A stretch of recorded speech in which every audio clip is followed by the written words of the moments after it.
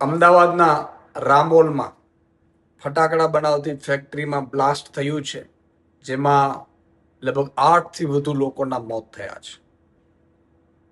હું તમામ મૃતકોને શ્રદ્ધાંજલિ પાઠવું છું.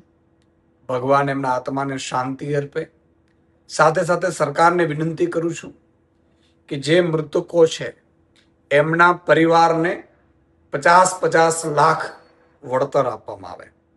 સાથે સાથે સરકારને એ પણ વિનંતી કરું છું કે આપણે ફેક્ટરી ઇન્સ્પેક્ટરો હોય છે, પોલ્યુશન કંટ્રોલ બોર્ડ હોય છે, એમના પ્રાદેશિક અધિકારીઓ હોય છે, આ બધા અધિકારીઓની કામગીરીને પણ એકવાર ચેક કરવામાં આવે.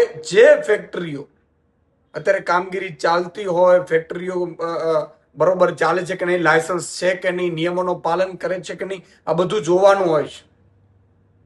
આજે આ જે જિંદગી હોમાઈ છે એ પાછી નથી મળવાની, પરંતુ બીજી વાર આવી ઘટના ગુજરાતમાં ન બને.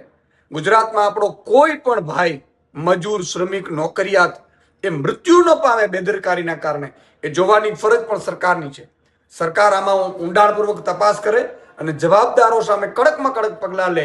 એ અધિકારીઓ પણ જે ત્યાં મૂકેલા હોય છે એમની સામે પણ કડકમાં કડક પગલાં લે, એવી હું સરકારશ્રીને વિનંતી કરું છું.